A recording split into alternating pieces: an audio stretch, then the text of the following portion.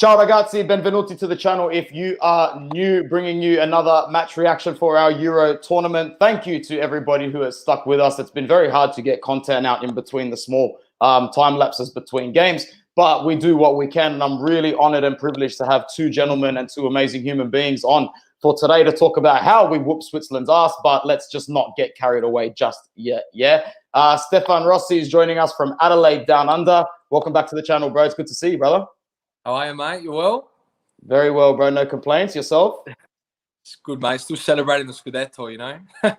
Bro, someone has to. Straight the fuck up. Sorry for swearing so early in the video. But all you do is open the media every day, man. Oh, boy. Everyone's given up on us already after a couple of bad management moves. But I think we're back in the running with old Simone. So see what happens. Beautiful. I love how you didn't even talk about the Azzurri. You just digress straight into there, bro. That's we've got plenty of time for that. Typical Interista, man. Beautiful. So let's bring in our second guest. There's already 6 people in the video right now, which is awesome. Make sure you like the video. Let us know who's in. I'm sure it's a couple of regulars. And as I said, if you're new, don't forget to subscribe. Ricardo, such a gentleman, such a great human being. So much wisdom and knowledge to add every time I speak to him. Thanks for joining us from the place we'd all rather be, in Sicily. What's the time and what's the temperature? It's 8:50 in the morning, about 32 degrees. Just a coffee. Ciao to everyone, especially to Stefano. Forza Italia, Forza Azzurri, and just keep it in their way. Yeah, nice to be on the program, Anthony. You know. Beautiful, beautiful. All right, our second game. After winning the first game 3-0, I thought we'd win this one 2-0. We went one better. Ciro Immobile, who couldn't score if you put it on the plate for him, somehow scored a goal from outside of the box. We're going to talk about a couple of things in this show, but I will just ease into the main topics first. I'll go straight to Ricardo. Your opinion on the game and the performance today, and just basically with early qualification, do you think it's okay to start considering us the favorites, or you got to wait until we fry a bigger fish? Well, guys, through 2-3 talks on their own, you know what I mean? That's... You know, Turkey and Switzerland, they're not bad games. I know everyone has been saying for a long time, yeah, we didn't face any team. Man, we are in a European competition, and it's 3-0 and the 3-0. That's talks. The result talks. The group, I think, is great. The lead by a great coach. You can see there's no stars. Everyone run for everyone. You know, yesterday, I think the start they were a bit stressed. The first 5 minutes, Switzerland had the ball, but then Italy come out really, really strong. You know what I mean? You can see the grinta from the boys, and you know, first goal, Chiellini. I don't know, a bit too technical, but let's pass that. I thought after the injury of Chiellini, actually, we couldn't lose something because, guys, he's old and everything. Everyone can say, but when Chiellini's on the ground, he's on the ground. But I gotta say, I was surprised that they come out even stronger. So that shows Italy's got a really good group. And at the moment, after watching France, I don't think they're really the favorite. Like, strong team. I think Italy's up there. Let's see. Italy's up there, guys. Bene. Stefano, I know you enjoyed the game. What did you make overall of the performance? And is it start to get excited, or, you know, calma until we get through maybe the round of 16 or something like that? Look, I'm getting a lot of people already say to me, you know, till we beat a better side, I don't want to say anything. And I'm like, but at the end of the day, with these tournaments, right, you can only play what's in front of you. So even Patrick Vieira coming out saying that Italy don't look powerful enough and intense. Hang on, did he watch Italy 4 years ago? Like, because that there was disgusting. But now we actually look like a good team. You know, we look, sorry, not 4 years, I should say, yeah, like 2018 and stuff. We look, since after Conte left us, we looked like an absolute joke. And I don't remember a time, I've been alive for 30 years, I don't remember a time where Italy played this type of football. Even with Conte, we were still doing a little bit of catenaccio, you know, we've seen it with Inter and whatever, his style, that's his style, and Juve. But not like this. We've never seen Italy like this. And I think at the end of the day, we should be excited until we're out. At the end of the day, we're playing a good brand of football. We've got an attacking manager, and the coaches with him are all very modern-minded. Vialli was a forward. You know, you can tell we want to bring this, you know, the attacking side of Italy, because the defense is always going to be there. Like Ricardo said, when Chiellini's on the pitch, when Bonucci's on the pitch, they're still on the pitch. You know, so we've still got these defensive juggernauts there. We've still got Jorginho and Barella. Both of them have won championships this year. One's a Scudetto, one's a Champions League. Man, we've got to give our team a little bit of a backup here. Nice. 2 years ago, we versed Switzerland, 1-1. We versed Turkey, I bet you we would have lost 1-0. So we've got to be a little bit more grateful. 6-0 in our first 2 games, unheard of. Get excited.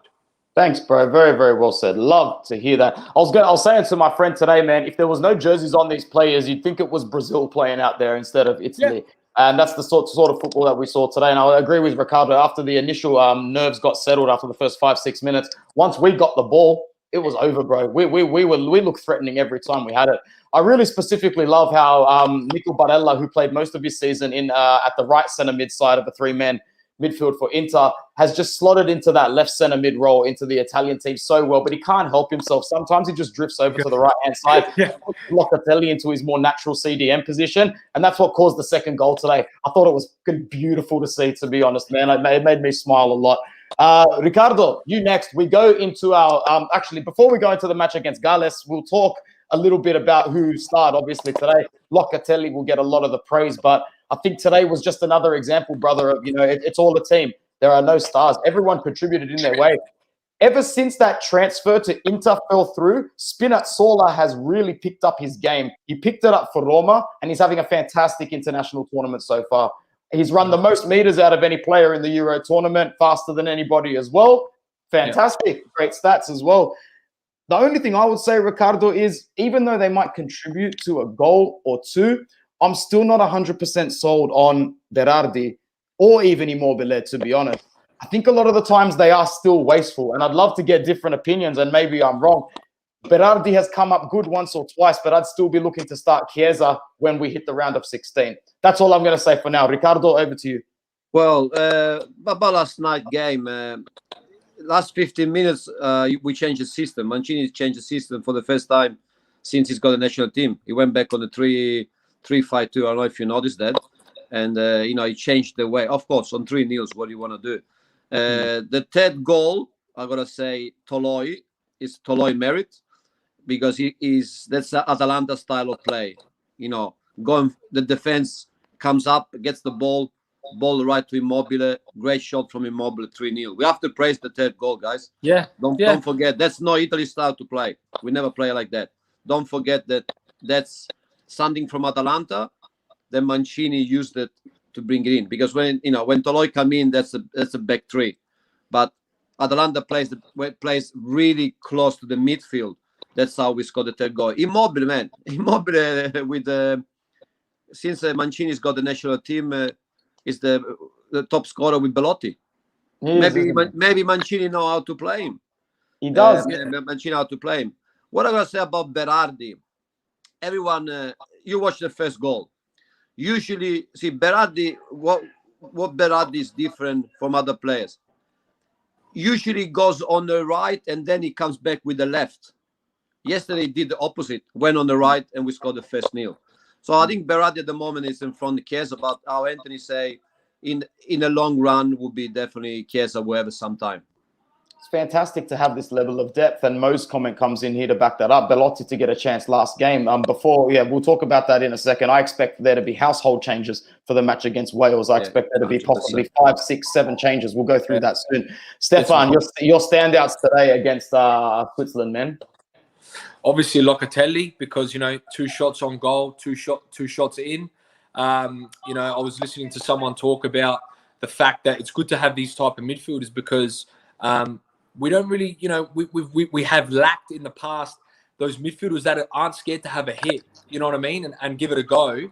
And someone like Verratti, I love him, but if you look at his games for PSG, 225 games, 5 goals. Locatelli, he scored 2 today, so in 2 games he's got 2. You take that. So I love Verratti. I think he can slot in there at some point as well. Maybe against Wales, if he's feeling all right, play him second half or something. Maybe he could. The good thing about Verratti is he can play like a Jorginho role. But for me, I think right now, I wouldn't change that midfield going into the round of 16. Based on these first 2 games, for me, you never change a winning team. I understand we need to give some players some minutes. So the last game against Wales, try some people. But you go back to this team for round of 16, man. These guys are winning. They're winners. It's fucking 6-0 so far. You got to give these boys a shot. Berardi, Immobile, they all stay for me starting. You know, I haven't seen much from Chiesa off the bench, which is fair enough because, you know, Switzerland don't want to be embarrassed either. So they tighten up. They don't want to get cop 5-0 trying to score one goal. So that's fair enough. But like, Berardi, I meant to say before, not Belotti. But Berardi, man, you know, he's one of those players that, like, you can tell he's got so much skill, but sometimes he's in his head a little bit and he'll hit the shot that little bit too early or that little bit too late. But if you just hit it in the sweet spot, it would have been in the top corner. You know what I mean? Like, he just doesn't have that little bit extra to just know how to hit it, you know? So I think that's going to come with more confidence. I'm happy Immobile got on the score sheet. And the way he scored as well, a lot of people go, oh, shit keeping. No. The ball was actually going away from the keeper. He got a hand, but he couldn't get enough hand to it because it was actually going away. It wasn't coming, if that makes sense. He didn't push it away. It was actually going that way.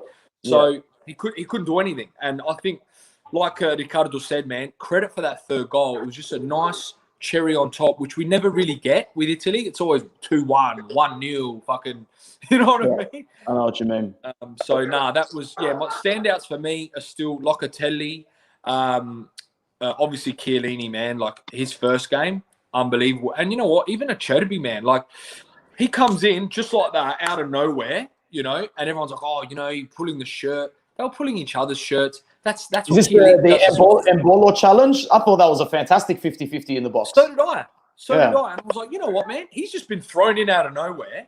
You know, it's not like he's starting against Wales and he's prepared. He just, fuck, Chiellini's injured. Shit, didn't think that. Bang, straight in. And he did good, man. I thought he was good. So credit to him as well.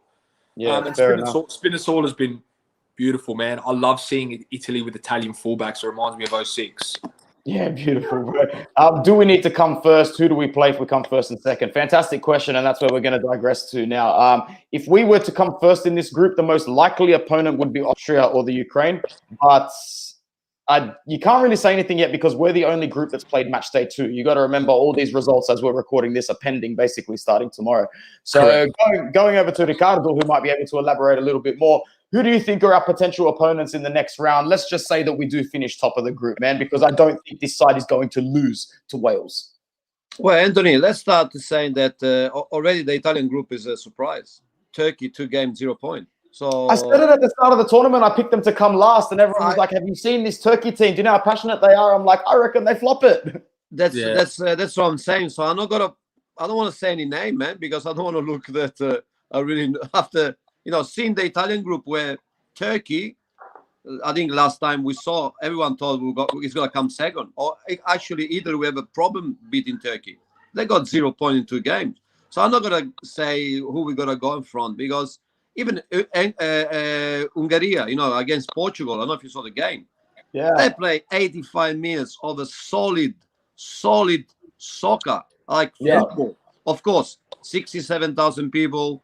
Full stadium, you know, what atmosphere. And you know that Cristiano is going to get pumped for that. And he did it. But I was not surprised about Hungary. Italian coach, Marco Rossi, you know what I mean? I actually know his son because he played in Syracuse water polo. Simone Rossi plays for my water polo team. And his father, it's a great man. You know the story of his father, yeah? Marco to go coach in third league. They asked him to pay, and he went to Hungary. And look what he's now. Yeah, so, he was coaching. He was coaching. Who was he coaching again? I was coaching Oviedo, I think, Hungarian team for a couple of years, and then he went to the national team. No, this was way back. That's why he left Italy. Yeah, worked his way up. That's awesome. Worked his way up. Listen, I don't know. There's a lot of surprise. Even Sweden is a strong team. They're always strong, the Sweden, even without Ibrahimovic. I reckon probably we get Ukrainian the next round, probably. And how Stefan will say, I think next game Italy is going to play Belotti, will play Chiesa, will play Pessina. And the thing is about Acerbi. Let's go back at the beginning of the show. Italy is a group, man. It doesn't matter who comes in. Doesn't matter who you come in for. It's the system. Everyone plays for everyone. Last night I had the interview of Locatelli, He was the best player of the match. Man, really, really with a foot on the ground. Not big head. He said, that's not my merit. It's the team. I scored 2 goals because I had the chance. But, I'm not better than anyone else. If Verratti is in form, is better than me. That's the spirit, guys. That's the spirit. Yeah. That's the spirit. Forza Italia. Forza Italia. We go up against Galles next. So in terms of changes for me, I would like to see my boy Bastoni get some minutes. I really think he deserves to get that national team shirt on and just get a play for it. However, I was 100% all for, Chiellini, Bonucci. I don't think any news has actually come through about the extent of Chiellini's injury in the last maybe 3 or 4 hours. I remember checking probably round 16. Good chance round 16. Yeah, absolutely. Not next game. Okay, yeah, that will, obviously that's fine. So if he's good for the round of 16, Ben, fantastic. We start him and everything's fine. Yeah, for me, we go into Wales and I think that we are going to have some household changes. I don't expect Italy to lose in a short prediction before we actually do a match preview in a few days' time. We might concede our first goal of the tournament. I see us winning maybe 2-1 or 3-1. Stefan, what about you? Yeah, I agree, mate. I can see us maybe trying to integrate someone like Bastoni and even Belotti, who hasn't really had a run, because we need them to get ready. Because if someone like Immobile cops a knock for 2 games and we got quarterfinals or semi-finals and these blokes haven't seen the grass, well, that's on Mancini, man. You got to get these guys involved a little bit, get the cobwebs off, and see what they can do. Because, hey, scoreboard relief, mate. We're through. So these guys, there's not a lot of pressure. And I always find when there's no pressure, you play better. You're not in your head. You're just on the park. You're living in the moment. So I'm really excited to see a few of these players. And I hope, when's Verratti back? Do we know? They said he was about 70% fit about 3 days ago. But at the moment, why would you even risk him? No, he will get minutes. He will get minutes next game. You think he gets minutes next game? Beautiful. I'm thinking we need to see it because, I'm a big believer in never, like I said before, never changing a winning team. And, we want to see what he's going to bring. Like, is he going to be replacing Jorginho? Is he going to be taking Locatelli's role, Barella? He's going to replace Locatelli. But I think these 3 midfielders are the one that got to start at the... Yeah, I agree, man. 160. Like, and especially after Locatelli did that. Like, I know it's a unified squad, and I was reading that as well when they were talking about it. Even the way Insigne was dropping back and defending, not many attackers around the world are putting their squad ahead of them and running back, even though we're 2-0 up, just to defend, where you can tell everyone's here to help each other. They're playing for each other.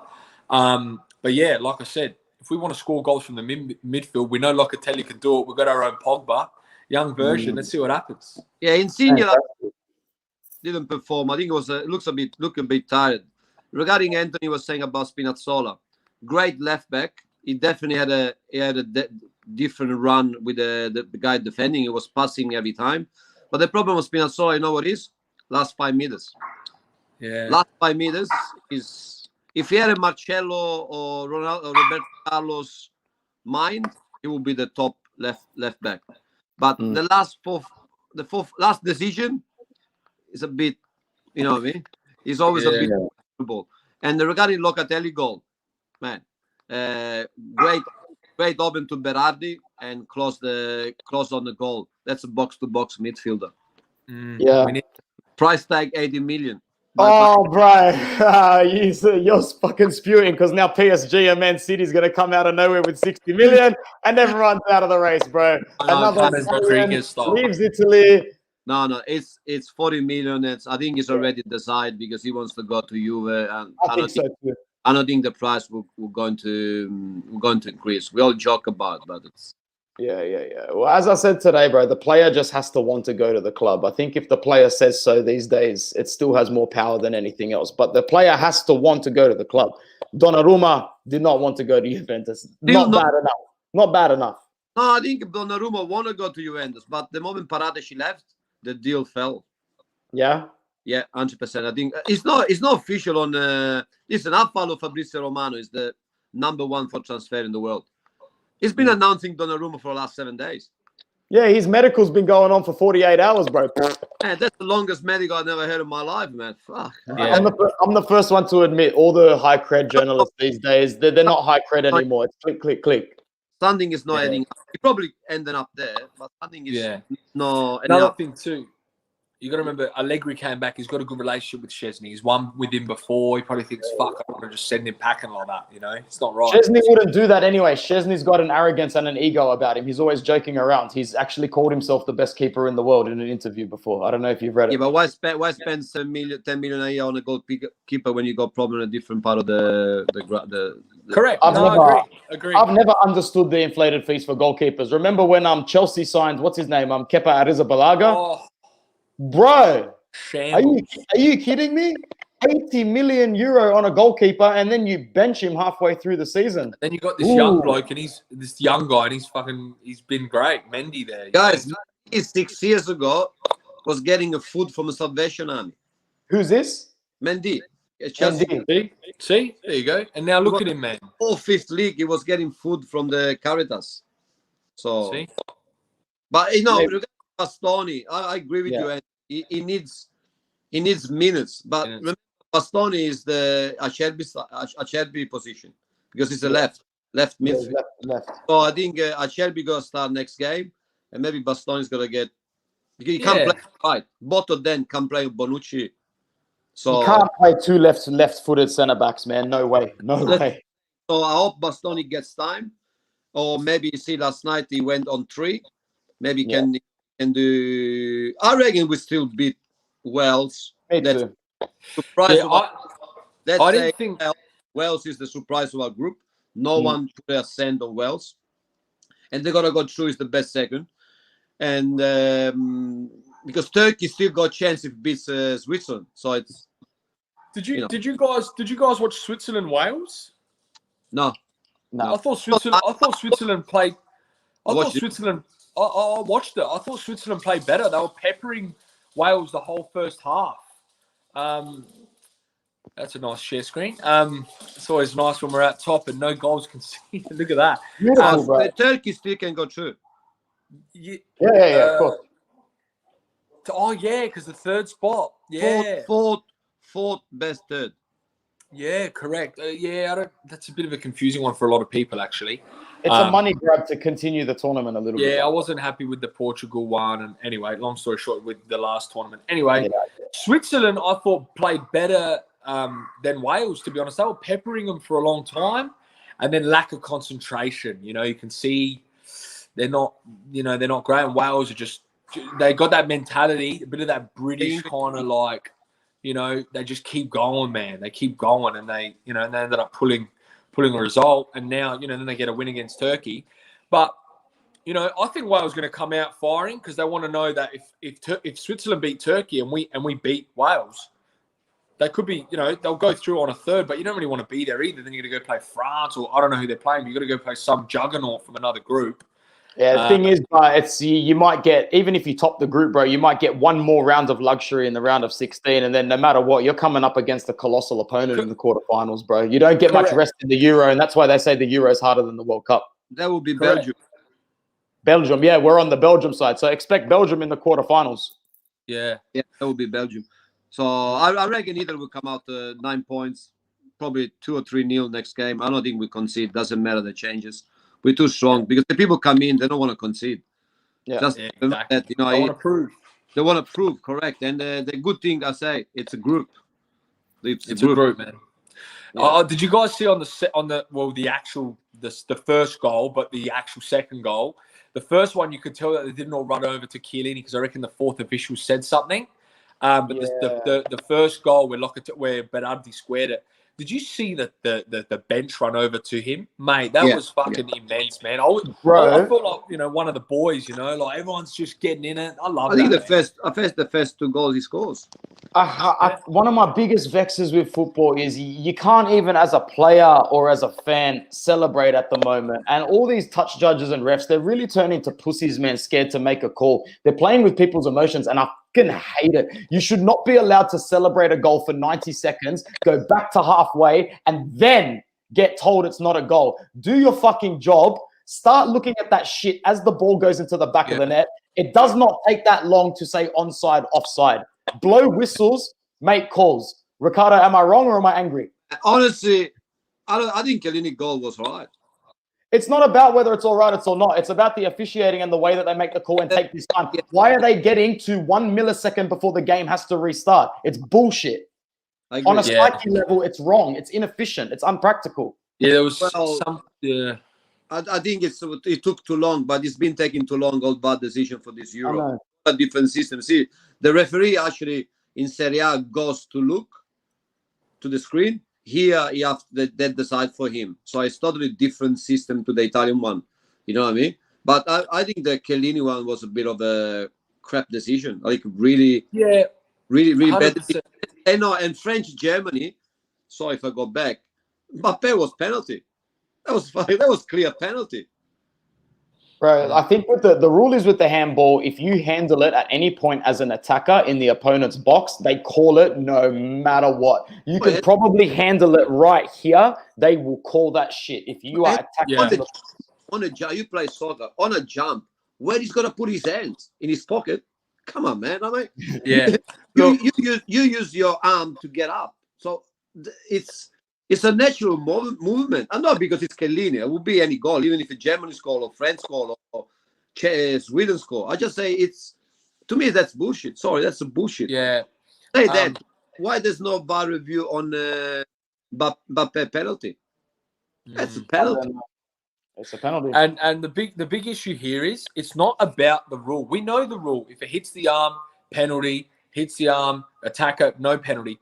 But we need consistency. I don't give a fuck what the rule is, whether I disagree with it or not. Write it down and let's get some consistency with what it is. Because, hang on, there was a Turkey handball against Italy that Inter's been done with, Juve's been done with, we've all been done with. We've seen it this year as fans of our leagues.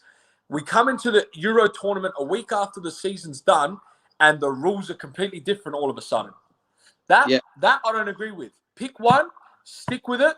Done. I don't care whether it's right or wrong to us or, in 1996, it was much more tough. I don't care about that. Pick a rule, stick with it, and go through the whole soccer with that, the whole 2021, the same. And then next year, if the rules change, we stick with that one. That's how I see it. And that's the problem. Is because it's a new rule, they're trying to adjust it. See, I think in Italy, there were too many penalties for handball. Too many. In England, it was a bit different. So I think that because it's a new rule, they're still trying to adjust. I agree, but we're still seeing the inconsistency. This tournament makes you have to make the change. But saying on changes, I like the 5 subs. I think the 5 subs, and if you go on extra time, the 6 subs, it's much better for the power of the game. You know what I mean? I think the rules should stay for a long time. If you take 26 players, and you can have 6 subs, man, you really want to win the game. You don't want the people just running with the time. I think the sub is great. I think what is making everything better is the subs. I really like the 5. And you know what? I think I agree, Ricardo. And we've got tighter games, we've got tighter schedules, we've got a lot of we've got a lot of people, like in terms of games and injuries, we're getting a lot of injuries and COVID now. You need the subs, man, and maybe moving out of COVID with back to normality, some normality. We have 4 subs, but it's good to see a little bit more. No, 3 energy. 3. Before they're going back to 3. No, always been 3. No, I know that, but I'm saying I hope this 5. Maybe when we go back to not that COVID's gone, but maybe when we go back to some normality, maybe we use 4 moving forward because I think you should stay 5. What do you think, Anthony? I think 5. I don't know if I'm maybe the only one, but I'm very, very traditional in this. I don't care if it's 3. If it's 3, so be it, man. Straight up, I got used to it. But I get what you're saying because it keeps the intensity of the game up a little bit more. Yeah. And maybe players aren't susceptible to injuries. And you know what? You know what it really will do? It'll stop players wasting a lot of fucking time when they get to injury time as well, spending 1 minute and a half on the floor rolling around and whatnot, because just naturally they won't do it. So I don't know. I guess I'm on the fence. Maybe I can meet you both halfway and say 4 is good. But in my personal opinion, Ricardo, 5 is a luxury of this professional sport. I don't know if you should be allowed to substitute half of your players or almost half of your players throughout a game. But Yes, Anthony, but no, That's hypocritical as well, because the backbone of Inter Scudetto was their depth, and we even maybe Conte played maybe 70, 75 minutes, but he started to ransack those substitutes at the end of every single game, and we were fresh for 90 minutes plus stoppage time. So it's not fair for me to completely say that. I get it. Okay, I get your point, 100%. I understand where you're coming from, the tradition and everything, but also, Anthony, game maybe 3 days for 6-7 months, brings injury, hard to recovery. You know what I mean? We're not playing. We're playing league of 20 teams. We're not playing league of 16 or 18 teams. There's a champion leagues. There's a national team. You know, having 5 subs is not for.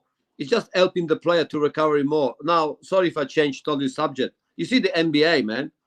NBA too short was the end season. Look where they're now. Everyone is injured. Man, the game is going too fast. The players getting work really hard and playing every 3 days. You see, Inter example. You won the Scudetto, but you're out of the every 3 days game. So they helped a lot, plus with the 5 subs. So I reckon it should be maybe meet halfway 4. You know what I mean? Or, you know what I mean? 4 plus the goalkeeper, you don't count it. It helps. I think it helps. Yeah. The good of the game, the show, watching it. You know, you don't want to play to get injured and then team plays 10 against 11. You know what I mean? That kind of things. You know, there's a lot of money put in there. Players get paid, get injured. I don't know. It's you know, I'm for the change. Anyway, I'm for the change. Me too. I agree. A bit revolutionary, but I'm for the change, man. I'm with you, mate. I'm with you. I can see the pros and cons in both sides, man. 100%. It's not Boys, for me. we've been going for 31 minutes. Unless we want to talk about something else, I'm happy to wrap up this match reaction and everything else, because there'll be some more content coming out in the next couple of days. I'll just ask a quick question around the table to get that extra minute out of it. And if you're still one of the 11 people here, thanks for getting me to double digits. Leave a like on the video, please, and thank you. Ricardo, standout side for the tournament. No, that's a boring ass question. What am I doing? I can do better than that. All right, you talked a little bit before the video about how you think that there could be a surprise package or a dark horse. Maybe list 1 or 2 of those sides that have impressed you so far. I'm gonna say Sweden. Definitely Sweden. And I don't know, too early to the. You know, I think Sweden was a good draw. It was a good draw in Spain, and I'm not convinced of the Finland-Denmark group. You know, Finland beat Denmark, but we know UEFA pushed Denmark to play. There was a bit of there was, if the news that coming out are true, I think UEFA has the day counts. I'm really happy for Eriksen is alive, and you know, it's unfortunate this thing happens in soccer. We know we had a story. You know what I mean? A few years ago in the hotel, you know, if our story was on the pitch, probably would be still alive. So I don't know. I think too early to call it. I like Hungary, but they couldn't score. They play games. I think Portugal is there. Portugal is there. They're not. I don't think they're good, but they're solid. They've got Ronaldo's leadership and his presence. And when you actually look at their squad as well, they've got some techie players. They've got some fantastic players. They're deep. They're solid. They're like Italy. They're solid. Really. I'm disappointed with Holland. Really, no surprise for Germany. Man, that guy Germany put on, the number 9, Pavillon. Yeah. No offense. I would not mention Australia. He can't even play in Albania League, man. He's not a German starting striker. Why he's on the squad? Nah. Come on, under 21. Why he's on the squad? Last two touches of that game. If I was the coach, I would kill him. Stefan, bro, I'm going to you for the last part. Who's your biggest disappointment of the tournament? And obscure question, who do you think is going to get the golden boot at the end? Golden boot for me is going to be Mbappe. You know, one thing I've been worrying about and having nightmares about is when Bonucci and Chiellini come up against that kid, because, you know, as good as they are, man, pace is pace, and he's just watching him change into 3rd, 4th, 5th gear. scary, man. Look at that penalty, like Ricardo said. You know, he's going to cause a lot of havoc across the whole tournament. So I think he's going to definitely top that one when he starts putting his goals in. And your other question was your biggest disappointment. Honestly, Germany, man. Like, to be honest, it's Jurgi Löw's last. It's Jurgi Löw's. Yeah, Turkey. Sorry, I saw the comment. Yeah, I know. Yeah, they beat France, but at the same time, qualifiers are qualifiers. At the same time, Italy used to just cruise through qualifiers, like just scrape in and then come in. And once they make the group, they're unreal. So I'm talking about actual countries that have been prestigious for years. And Germany, I thought Jurgi Löw's last thing, they should have learnt from the last tournament, like we have. And they haven't. They look terrible. No one's replaced Closer. Werner, is he a pocket winger? Is he a striker? What's going on there? He had a This happens with countries, bro, when they've reached the end of their shit streak. Yeah. They had their win, they had their realization, then they had their practical realization when they egotistically thought they could carry on. Now they'll come back in the next tournament and start to whoop everybody again. Correct. We had the lowest of the low. At least they never missed out on a World Cup. Correct, but I also feel like the World Cup, they were really poor. And, then they got embarrassed by Spain 6-0 not long ago. And it's Korea. Yeah. Got kicked out from Korea. I was just watching. You can't have a coach for 15 years on a national team. Yeah. It's a dinosaur, the guy. Sorry, I want to go back. Sorry, Stefan. I want to go back to, at the moment, that team, they impressed me. I got to put my face on it. French, Belgium, and England. And Italy. England. I didn't like the way England played, to be honest. I feel like their midfield. Man, I'm not saying they're gonna win. But I think the winner will come out between Belgium, France, Italy, and England. Nice one. Can I actually ask you a question, Anthony, before we wrap up? How do you think we're going to go against the favourites, France? And if we beat them, do we take their spot as the favourite? Two-part. Well, when would we come up against France? On the side of the draw, we're on Belgium's side. Yeah. Potentially hang on. final. Semi-final. Okay. Semi-final. Okay, that late? All right, sorry. If we were to maybe rephrase the question, how do you think we'll go against France or Belgium? Because I think they're both at a very similar level of ability at the moment. I'm really concerned because these two sides, Turkey and Switzerland, not as much as Turkey, they have really given us time on the ball. Like, I'm looking at the game in the morning. I'm like, we have got a lot of time on the ball. Someone needs to put more pressure on our ball carriers and our midfield because it's just too easy for us to invert our wingbacks and get behind and break the lines. It's too easy. I think as soon as we come up against a team like Belgium or France, as soon as they get the ball from us and start to either hit us on the break or start to plan their attack and start to, just basically run their rings, it could shock us. And I don't want to get to the point in the round of 16 or the quarterfinals where we haven't been tested yet. So I hope Wales gives us a challenge, and I hope they give us a little bit of a kick up the arse because I think complacency is what kills favorite teams in knockout tournaments. I think we beat Belgium and France. That would be great, Ricardo. That would be amazing. Man. To answer your question properly, go. Stefan mentioned Mbappe. Mbappe will not do the run against Italy. 100%, man. There will be no open pitch for him like that.